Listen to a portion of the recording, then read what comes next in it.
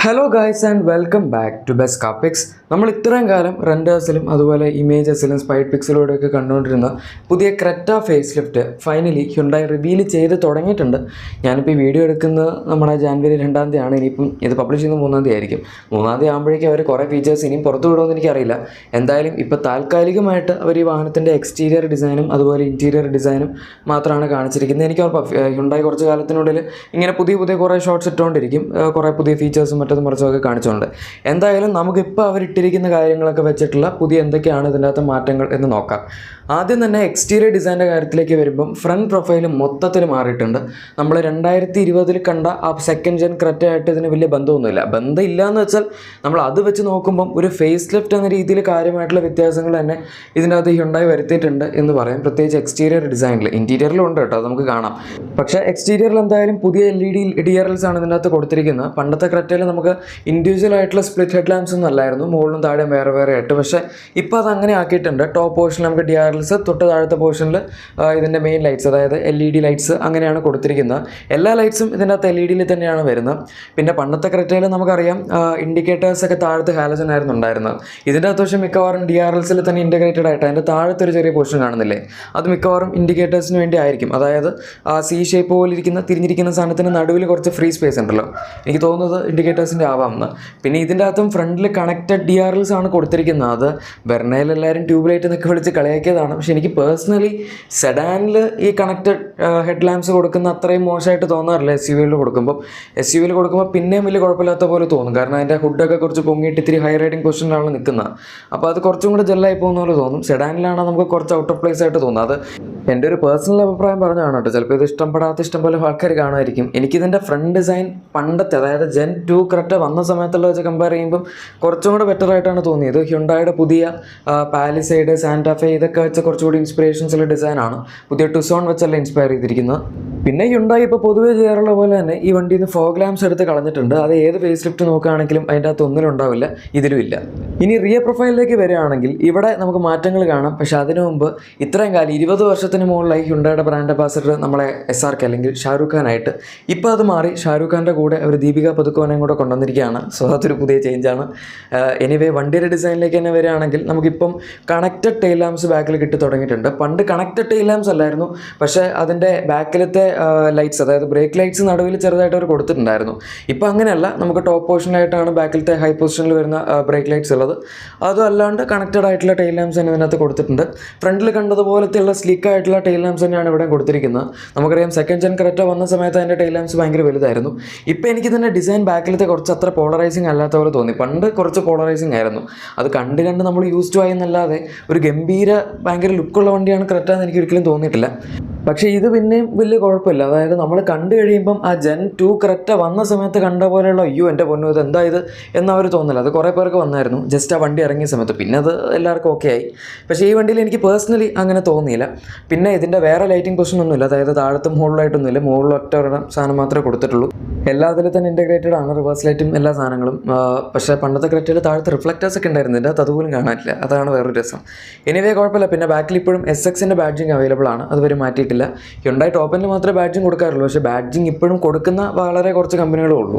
By the way side പ്രൊഫൈലിൽ നമുക്കങ്ങനെ പറയത്തക്ക വലിയ ഡിഫറൻസ് ഒന്നുമില്ല. അലോയ് വീൽസിൽ എന്തെങ്കിലും വ്യത്യാസം വന്നാലേ ഉള്ളൂ. അത് ഹ്യുണ്ടായി ഇതുവരെ കാണിച്ചിട്ടില്ല, അതുകൊണ്ടാണ് ഞാൻ കാണിക്കാത്തത്. അതൊക്കെ അവർ വൈകാതെ തന്നെ കാണിക്കും. ഏതായാലും നമുക്ക് ഇനി കാണിച്ചിരിക്കുന്ന ഇൻറ്റീരിയറിലേക്ക് പോകാം. കാരണം ഇവിടെ നമ്മൾ ഇതിനു മുമ്പ് ഇതിൻ്റെ സ്പൈ ഷോട്ട്സ് ഒക്കെ കണ്ട സമയത്ത് വലിയ ഇമ്പ്രൂവ്മെൻറ്റ് പ്രതീക്ഷിച്ചില്ല. കാരണം അവർ മൊത്തം കവർ ചെയ്ത് വെച്ചിരിക്കുകയായിരുന്നു. ആകെ സ്റ്റിയറിംഗ് മാത്രമേ കാണിച്ചിട്ടില്ലായിരുന്നു. സ്റ്റിയറിംഗ് നോക്കുമ്പോൾ പഴയ പോലൊക്കെ തന്നെയുണ്ട്, സീറ്റ്സിൻ്റെ ഡിസൈനും പഴയ പോലൊക്കെ തന്നെയുണ്ട്. പക്ഷേ ഡാഷ്ബോർഡ് അവർ മൊത്തം കവർ ചെയ്ത് ഇത്രയും മേജർ ആയിട്ടുള്ള ഡിസൈൻ ചേഞ്ച് വരുത്താനാണെന്ന് ഞാൻ എൻ്റെ സ്വപ്നത്തിൽ പോലും വിചാരിച്ചിട്ടില്ല. ഇതിൽ നല്ല രീതിയിൽ തന്നെ ഒരു ഇമ്പ്രൂവ്മെൻറ്റ് വരുത്തിയിട്ടുണ്ട്. നമ്മൾ പഴയ ക്രെറ്റ നോക്കുകയാണെങ്കിൽ, അതായത് ജെൻ 2 ക്രെറ്റ വന്ന സമയത്ത് നോക്കുകയാണെങ്കിൽ അതിൽ നടുവിലൊരു പാനൽ, സൈഡിൽ 2 ഇൻഡിവിജ്വൽ ആയിട്ടുള്ള പാനൽ, അങ്ങനെയൊക്കെ. അതായത് ഇപ്പോഴത്തെ ടുസോണിൽ കാണുന്ന പോലത്തെ അതിൻ്റെ കുറച്ചുകൂടി ഒരു ചീപ്പ് വേർഷനായിട്ട് നമുക്ക് പറയാം. പക്ഷേ ഇതങ്ങനെയല്ല. ഇത് ടോട്ടലി ഡിഫറൻ്റ് ആയിട്ടുള്ള ഡിസൈൻ പാറ്റേൺ ആണ് അവർ ഫോളോ ചെയ്തിരിക്കുന്നത്. ലെഫ്റ്റ് സൈഡിൽ AC വെൻസിൻ്റെ കൂടെ അങ്ങോട്ട് എക്സ്റ്റെൻഡ് ചെയ്യുന്ന രീതിയിലൊരു ഡിസൈൻ എലമെൻറ്റ്, അതുപോലെ താഴത്തെ നമുക്ക് ആംബിയൻ ലൈറ്റ്സ്, കുറേ സ്ഥലങ്ങളിൽ അല്ലാണ്ടുള്ള ഒരു ബ്രൗൺ കളറിലുള്ള ഫിനിഷ്, അങ്ങനെ ഇഷ്ടം പോലെ മേജർ ആയിട്ടുള്ള വ്യത്യാസങ്ങൾ തന്നെ ഇതിനകത്ത് വരുത്തിയിട്ടുണ്ട്. വേറൊരു മേജർ ആയിട്ടുള്ള വ്യത്യാസം ഈ വാഹനം സാധനത്തിൻ്റെ ഇൻഫോർടൈൻമെൻറ്റ് ഇൻസ്ട്രുമെൻറ്റ് ക്ലസ്റ്ററാണ്. ഇൻഫോർടൈൻമെൻറ്റ് ഏറ്റവും പുതിയ UI ഇനി റൺ ചെയ്യുന്നത് 10.25 ഇഞ്ച് തന്നെയാണ്, സൈസ് ഒന്നും കൂട്ടിയിട്ടില്ല. അതുപോലെ തന്നെ ഇൻസ്ട്രുമെൻറ്റ് ക്ലസ്റ്റർ പണ്ട് ക്രെറ്റയിൽ 7 ഇഞ്ച് TFT ഡിസ്പ്ലേ വരുന്നൊരു ക്ലസ്റ്ററും ബാക്കി അനലോഗ് ഗേജസും ഒക്കെ ആയിരുന്നു ഉണ്ടായിരുന്നു. പക്ഷേ ഇപ്പോൾ അത് മൊത്തത്തിൽ മാറി. നമ്മൾ അൽക്കസാറിൽ കണ്ട ആ സെയിം 10.25 ഇഞ്ചസിൻ്റെ ഇൻസ്ട്രുമെൻറ്റ് ക്ലസ്റ്റർ തന്നെയാണ് ഇതിൻ്റെ അകത്ത് കൊടുത്തിരിക്കുന്നത്. ആൻഡ് മോർ ഓവർ അത് രണ്ടും കണക്റ്റഡ് ആയിട്ടുള്ള ഡിസ്പ്ലേ പോലെയാണ് വരുന്നത്. നമ്മൾ പുതിയ സെൽറ്റോസ് ഫേസ് ലിഫ്റ്റിൽ കണ്ട ആ ഒരു സെയിം പാറ്റേൺ തന്നെ. പിന്നെ ഇതിൻ്റെ ക്ലൈമറ്റ് കൺട്രോളിൻ്റെ നോബ്സ് മാറിയിട്ടുണ്ട്. അത് അതിൻ്റെ അകത്ത് ഞാൻ നോക്കിയിട്ട് എനിക്ക് ബട്ടൺസ് ഒന്നും ഈ ഫോട്ടോസിൽ കാണുന്നില്ല. അതുകൊണ്ട് മിക്കവാറും ടച്ച് സെൻസിറ്റീവ് ആയിട്ടുള്ള ക്ലൈമറ്റ് കൺട്രോൾ അവർ ഇതിൻ്റെ അകത്ത് കൊടുക്കാനാണ് സാധ്യത. അത് എത്ര പേർക്ക് ഇഷ്ടപ്പെടുന്ന എനിക്കറിയില്ല. പക്ഷേ ഇപ്പോഴത്തെ കുറേ വണ്ടികൾ അത് തന്നെയാണ് വരുന്നത്. നമ്മളിപ്പം ആദ്യം ഇത് കുഷാക്കിലും ടൈഗൂണിലും ഒക്കെ കണ്ടു ഈ ഒരു സെഗ്മെൻറ്റിൽ. പിന്നെ അതല്ലാണ്ട് പറയാനാണെങ്കിൽ ആസ്റ്ററിലൊക്കെ അങ്ങനത്തെ കൺട്രോൾസ് ആണെന്ന് തോന്നുന്നു. അതിൻ്റെ അകത്ത് ഇൻഫോർടൈൻമെൻറ്റിൽ കൺട്രോൾസ് ഉണ്ട്. പിന്നെ ഇപ്പോൾ ദാണ്ട് ഈ വണ്ടിയിലും വന്നു. സെൽറ്റോസിൽ അവരെന്തായാലും അങ്ങനെ ആക്കിയില്ലായിരുന്നു. പിന്നെ ഇതിൽ മിക്കവാറും നമ്മൾ പുതിയ വെർണയിലൊക്കെ കണ്ടതുപോലെയുള്ള സീക്ക് ചെയ്തിട്ട്, അതായത് മ്യൂസിക് പ്ലെയറും AC കൺട്രോൾസും അങ്ങനെ രണ്ടും കൂടെ കൺട്രോൾ ചെയ്യാൻ പറ്റുന്ന ഓപ്ഷൻസ് ഒക്കെ വരുമായിരിക്കും. പിന്നെ ഇതിൻ്റെ അകത്ത് പണ്ടുണ്ടായിരുന്ന ഫീച്ചേഴ്സൊക്കെ തീർച്ചയായും ഉണ്ടാവും. അതായത് front ventilated seats, wireless charger, panoramic sunroof, പിന്നെന്താ ഇൻസ്ട്രുമെൻറ്റ് ക്ലസ്റ്ററിൻ്റെയും ACയുടെയും കാര്യമൊക്കെ ഞാൻ ഓൾറെഡി പറഞ്ഞു. അതിന് പുറമെ നമുക്ക് 360° പാർക്കിംഗ് ക്യാമറ ഈ വണ്ടിയിൽ കിട്ടും. പിന്നെ ADAS, അതായത് അഡ്വാൻസ് ഡ്രൈവർ അസിസ്റ്റൻറ്റ് സിസ്റ്റത്തിൽ വരുന്ന ലെവൽ 2 ഫീച്ചേഴ്സ്, അതായത് ഏകദേശം 18 ഫീച്ചേഴ്സ് ഉണ്ട്. അത്തരം കാര്യങ്ങൾ നമുക്ക് ഇതിൻ്റെ അകത്ത് കിട്ടുന്നതായിരിക്കും. അതല്ലാണ്ട് എന്തൊക്കെ വ്യത്യാസം വരുന്ന നമ്മൾ മിക്കവാറും വണ്ടി വരുന്നവർ വെയിറ്റ് ചെയ്യേണ്ടി വരും. സെൽറ്റോസിൽ കണ്ട പോലെ ഹെഡ് ഡിസ്പ്ലേ ഒക്കെ ഇതിൻ്റെ അകത്ത് കൊടുത്തിരുന്നത് നല്ലതായിരുന്നു. പക്ഷേ അപ്പം അതും കൂടെ കൊടുത്തു കഴിഞ്ഞാൽ രണ്ട് വണ്ടികളിലും സെയിം ഫീച്ചേഴ്സ് ആവും. പിന്നെ വലിയ വ്യത്യാസമൊന്നും പറയാനുണ്ടാവില്ല. എന്തായാലും ഇതാണ് ഈ വണ്ടിയുടെ ഡാഷ്ബോർഡ്. എനിക്കിത് പേഴ്സണലി അത്യാവശ്യം ഇഷ്ടപ്പെട്ടു. ആ നടുവിൽ ആ സ്ക്രീൻ വന്നിരിക്കുന്ന സ്ഥലത്തുള്ള ഒരു കട്ടിങ് ഭയങ്കര ഇങ്ങനെ സ്ക്വയർ, എന്തോ അവിടെ ഒരു മൊത്തത്തിലൊരു മിസ്റ്റേക്ക് പോലെ തോന്നുന്നു. അത് ചിലപ്പോൾ ഈ ഫോട്ടോയുടെ ആയിരിക്കും. നേരിട്ട് കാണുമ്പോൾ നമുക്ക് വലിയ പ്രശ്നം തോന്നില്ലായിരിക്കും. എനിക്ക് അവിടെ മാത്രമേ ചെറിയൊരു മിസ്സിങ് തോന്നുള്ളൂ, ബാക്കിയൊന്നും കുഴപ്പമില്ല. ടെക്നിക്കൽ സൈഡിലേക്ക് വരികയാണെങ്കിൽ K2 പ്ലാറ്റ്ഫോമിൽ തന്നെയാണ് ഈ വണ്ടി ഇപ്പോഴും ബേസ് ചെയ്തിരിക്കുന്നത്. പിന്നെ ഇതിൻ്റെ എഞ്ചിൻ ഓപ്ഷൻസിൽ ചെറിയ വ്യത്യാസം ഉണ്ടെന്ന് പറയാം. നമുക്ക് നേരത്തെ ഉണ്ടായിരുന്ന 1.5 NA പെട്രോൾ, 115 PS പവർ, അതുപോലെ 144 Nm ടോർക്ക് ഉണ്ട്. പിന്നെ ഡീസൽ എഞ്ചിനാണ് 1.5 ലിറ്റർ ഡീസൽ എഞ്ചിൻ. അത് 115 bhp, 250 Nm ടോർക്ക് അങ്ങനെയാണ് വരുന്നത്. പണ്ട് 1.5 പെട്രോളിൽ നമുക്ക് മാനുവലും CVT ഓട്ടോമാറ്റിക് ഉണ്ടായിരുന്നു. ഡീസലിന് മാനുവലും ടോക്ക് കൺവെർട്ടർ ഓട്ടോമാറ്റിക്കും ഉണ്ടായിരുന്നു.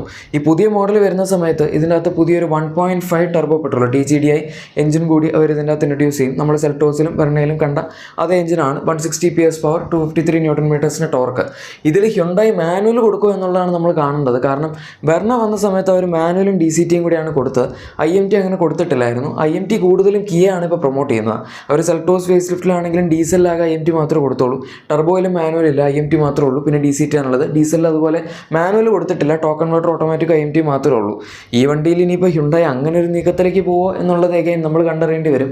എനിക്ക് പക്ഷേ തോന്നുന്നു അങ്ങനെ ചെയ്യില്ലായിരിക്കുന്നത്. കാരണം രണ്ട് വണ്ടികൾ തമ്മിൽ ഒരാൾ എടുക്കാൻ വരുമ്പം എന്തെങ്കിലും ഒരു ഡിഫറൻസിയേഷൻ വേണമല്ലോ. അപ്പം സെൽറ്റോസിൻ്റെ ഡീസൽ ബേസ് മോഡൽ എടുക്കുന്നവർക്ക് IMT വേണ്ട, നോർമൽ മാനുവലാണോ വേണ്ടതെങ്കിൽ അവർ ക്രെറ്റയിലേക്ക് വരാനൊക്കെ ആയിരിക്കാം ചിലപ്പോൾ ഇങ്ങനത്തെ ഒരു സ്ട്രാറ്റജി അവർ ഫോളോ ചെയ്യുന്നത്.